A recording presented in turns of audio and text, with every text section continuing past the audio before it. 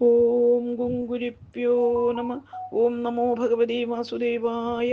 ഓം നമോ നാരായണായ. നാരായണീയം ദശകം 75 കംസപദം. ശ്ലോകം 1-2.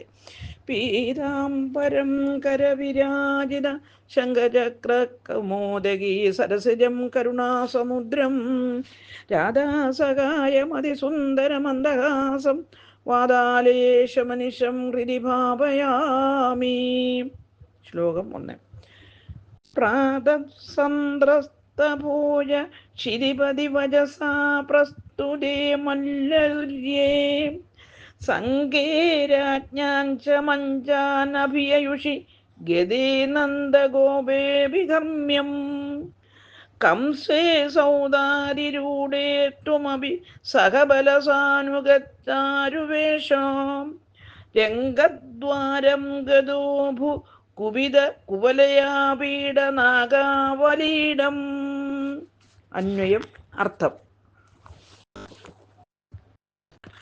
പ്രാത വില്ലൊടിച്ചതിൻ്റെ അടുത്ത ദിവസം രാവിലെ, സന്ത്രസ്തഭോജ ക്ഷിതിപതി വജസ ഭയന്ന കംസന്റെ വാക്കനുസരിച്ച്, മല്ലതുര്യെ മല്ലയുദ്ധം തുടങ്ങാറായി എന്നറിയിക്കുന്ന പെരുമ്പ്രകൾ പ്രകടിച്ചു തുടങ്ങിയപ്പോൾ, രാജ്ഞാം രാജസമൂഹം, സങ്കേച്ച മഞ്ചാൻ മഞ്ചങ്ങളെ, അഭിയയുഷി പ്രാപിക്കുകയും, നന്ദഗോപേ അഭി നന്ദഗോപൻ ഹർമ്മ്യം മാളികയെ ഗതേ പ്രാപിക്കുകയും, കംസേ കംസൻ സൗദാതിരൂടെ മാളിക മുകളിൽ ഇരിക്കുകയും ചെയ്തപ്പോൾ, സഹബല ബലരാമനോട് കൂടിയവനും, സാനുക അനുചരന്മാരോട് ചേർന്നവനും, ചാരുവേഷ മനോഹര വേഷമെടുത്തവനുമായ ത്വം അഭി അങ്ങേ, കുപിത കുവലയാപീഡനാഗ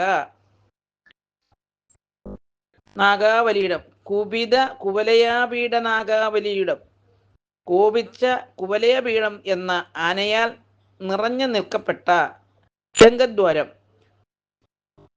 ദുഷ്പ്രാപമായ മല്ലരംഗത്തിൻ്റെ വാതിൽക്കൽ ഗത അഭു ചെന്നു ചേർന്നവനായി തീർന്നു. ഹരിവു. സാരം: ദേവകിയുടെ 8ാമത്തെ പുത്രൻ തന്നെ വധിക്കുമെന്നുള്ള അശരീരിയും ദുർനിമിത്തങ്ങളും കൊണ്ട് ഭീതനായ കംസന്റെ ആജ്ഞ അനുസരിച്ച് മല്ലയുദ്ധത്തിനു വേണ്ടിയുള്ള പെരുമ്പ്ര മുഴക്കിയപ്പോൾ, രാജാക്കന്മാരും പൗരന്മാരും നന്ദഗോപനും ഗോപന്മാരും കംസനും അവരവർക്ക് നിശ്ചയിച്ചിട്ടുള്ള സ്ഥാനത്തിരുന്ന് കഴിഞ്ഞപ്പോൾ, കുവലയാപീഠമെന്ന മഹാമത്തഗജം കാവൽ നിൽക്കുന്ന മല്ലരംഗത്തിൻ്റെ വാതുക്കൽ ഭഗവാൻ ബലരാമനോടും അനുചരന്മാരോടും കൂടി എത്തിച്ചേർന്നു. ഹരിവോ. ഓം ഗുങ്കുരിപ്യോ നമ. ഓം നമോ ഭഗവതേ വാസുദേവായ. ഓം നമോ നാരായണായ. ശ്ലോകം 2.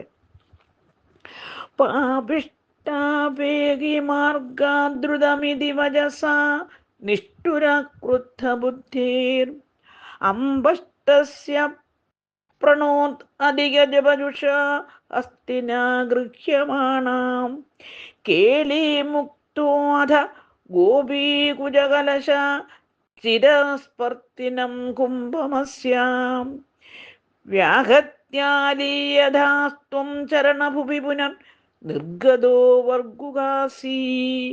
അന്വയം അർത്ഥം.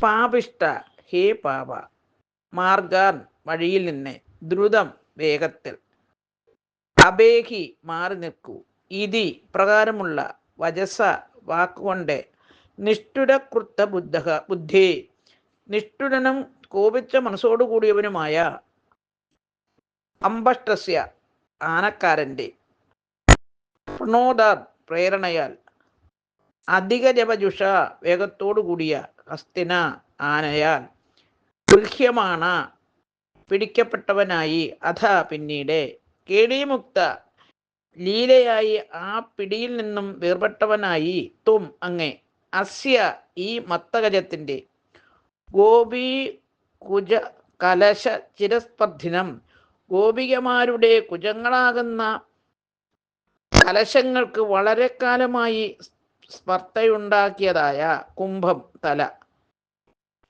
വ്യാഹിത്യ അടിച്ചിട്ട് ചരണഭുവി ആനക്കാലുകൾക്കിടയിലുള്ള സ്ഥലത്തെ അലീയത അങ്ങ് ചേർന്നു നിന്നു.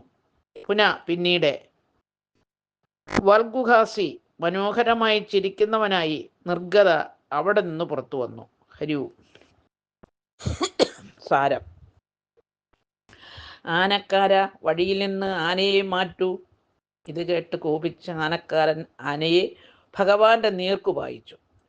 ആനയാകട്ടെ ഭഗവാനെ തുമ്പിക്കൈയിൽ കോരിയെടുത്തു. ഭഗവാൻ